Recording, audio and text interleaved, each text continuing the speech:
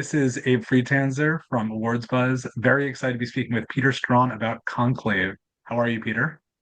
I'm very well, thank you. Can you tell me when you first encountered this story? Yeah, so there were two producers I'd worked with before, Robin Stovall. I'd done a film called Tinker Tailor Soldier Spy with, and then Tessa Ross, a producer I'd worked with on a film called Frank.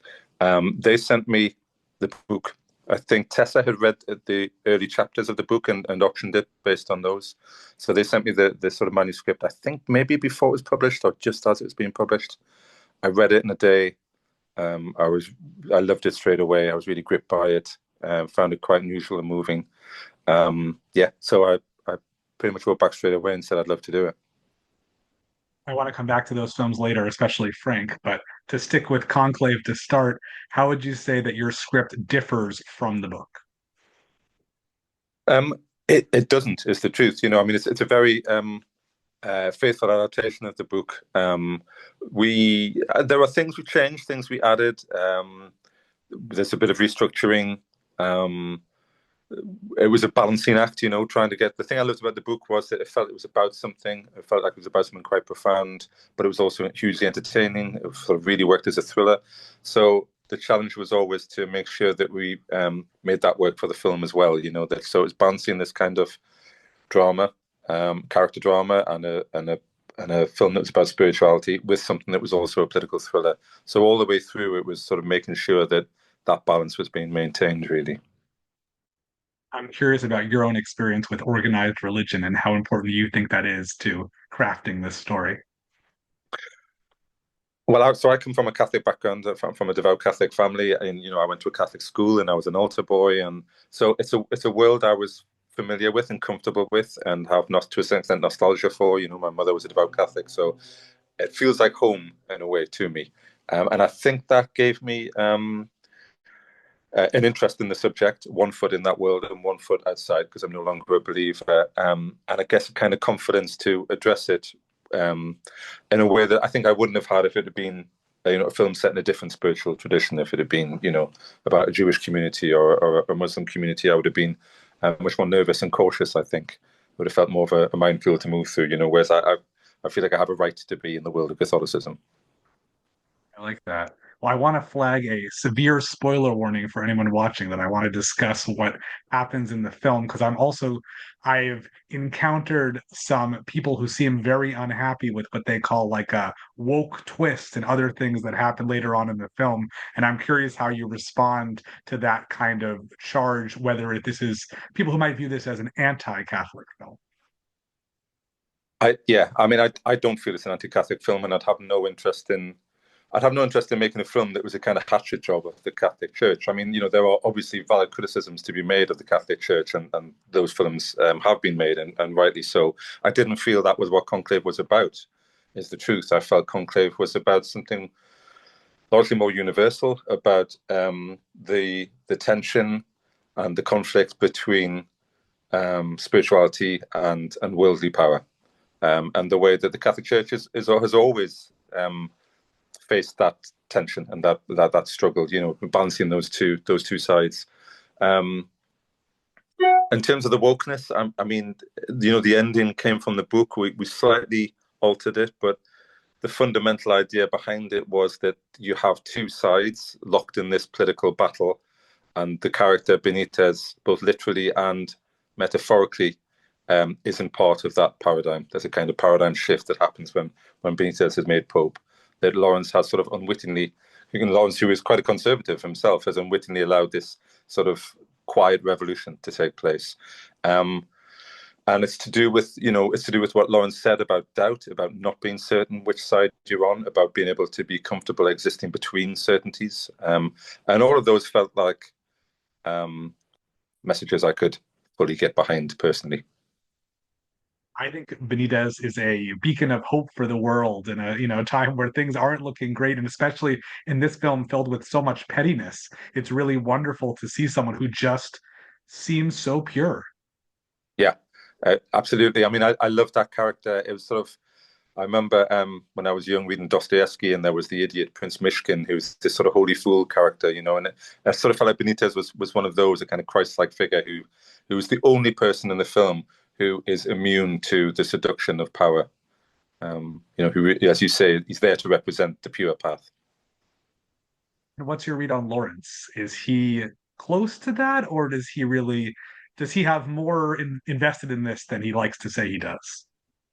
I love that journey that Lawrence goes on from someone who basically at the beginning just wants to get through the conclave with as little drama as possible, who, in sort of Joseph Campbell movie terms, it's like the rejecting of the quest. He's constantly thinking that just let's not make a fuss, let's not cause any trouble. But he can't help himself. His conscience is too strong in the end, and he goes further and further. And by the end, the system he was supposed to shepherd and manage, he's the one who's actually dismantling it and allowing this brave new world of the future. So I really like that character. And also there's something about those characters like George Smiley and Tinker Tailor, who are beaten down, bruised, a bit defeated by life, but not quite out altogether. I find that character really attractive. I also like watching characters like Bellini and Tedesco who are a little bit less reserved about their intentions and quite blunt. Do you have a favorite from all of the Cardinals? Um, I, I mean, I like them all in different ways. I mean, I love Stanley's performance as Bellini. He makes me laugh, and I love Tedesco, Sergio, the Italian actor who played Tedesco. I love the kind of larger than life comic energy he brought to that. Thought it was like a shot in the arm for the film. I really enjoyed his performance. It's also interesting to see Adeyemi as a representative of, the African countries. Have you had a chance to see this film in different places, and have there been different responses based on how the figures from those places are portrayed? Um, I haven't really, to be honest. I've only seen it in the UK and in the States. And in France. But there isn't a French cardinal, so that didn't make a big difference. I don't know that I don't know that it differs that much on sort of national. I mean, I did worry about how the Catholic Church would react to it, or how Catholics would react to it, and I really hoped that they wouldn't feel that this was an attack on the Catholic Church. And I think largely that hasn't been the case. I've had lots and lots of support from people from within the Catholic community, which I'm very glad about. I've also seen mostly positive responses. It's the extremist ones that I'd rather not see, but I felt it's worth just dismissing a little bit. I also was excited to see this, having seen Edward Berger's previous film, but it's very different. What were your expectations of working with him, and how did that pan out here? Well, we share an agent, and I'd been wanting to work with Edward for a long time, and we've been meaning to meet, and it hadn't quite happened. And then I think Edward was shooting All Quiet when we were starting to work on the script for Conclave. So I hadn't seen it at that point. But I immediately liked him. I already admired him as a director because I'd seen his TV work, like Patrick Melrose and things like that. He's a marvelous director. And it was just sorry, this is a very dull answer because there's no drama to it. It was a very, very happy experience for me. He's a great director. He's a great collaborator. He's really strong on script, on script development, as well as all the other things he's really strong on. So it was just a very happy experience for me. And then so I remember seeing All Quiet before we started shooting, and just being absolutely blown away. I mean, it stayed with me for a long time afterwards. I found it such a powerful film. So I was, incredibly happy that we got him. Well, looking back at your previous work, there's some things that I would consider very serious, like The Dead and Tinker Tailor Soldier Spy, and then things that are a little more off kilter, like Frank or The Men Who Stare at Goats. Do you feel like I feel like in Conclave lives right in the intersection of those, right halfway in between? Do you feel like you have a preferred style or some sort of type of work you gravitate towards? I hadn't thought of that before about it falling between those two kind of poles, but I think that's a good point.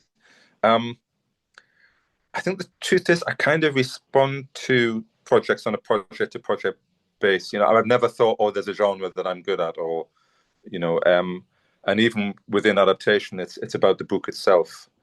Um, there are filmmakers who I love, and I think that was probably reflected in some of the choices. I mean, like I'm a huge fan of the Coen Brothers, for example, and I think that was reflected in the Many Stare Goats. Um, but no, it's really about the project itself.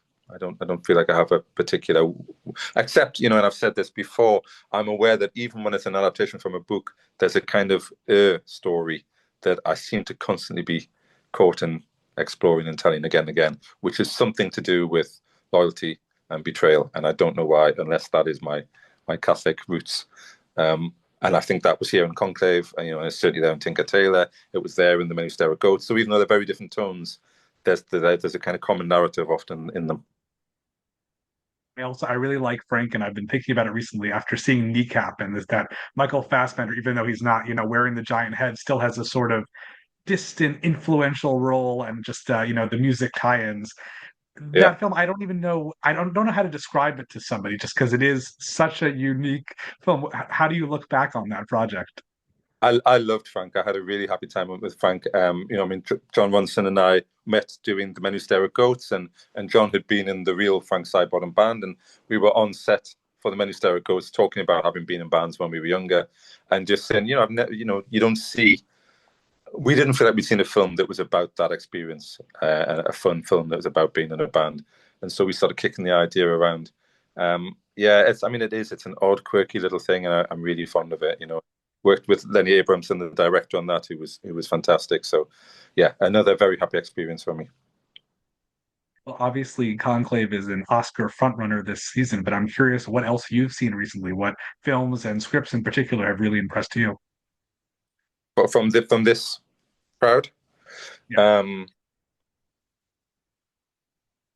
Nickel Boys, I thought was terrific. Honora, I was really charmed by. Um, yeah, they're probably the two. I still think there's some I need to see. There's always so much. Yeah, but they're the two that really stayed with me. and what's next for you? I've got a couple of film projects which are just at the early stages, and I'm shooting a TV series that's called Berlin Noir this year, in the autumn, which is from a series of books, and it's a kind of noir detective show, but it's set in Nazi Germany. I look forward to seeing that. Thank you so much, Peter, for your time. It was a pleasure to meet you. Thanks very much, Abe. Lovely to talk to you. Take care.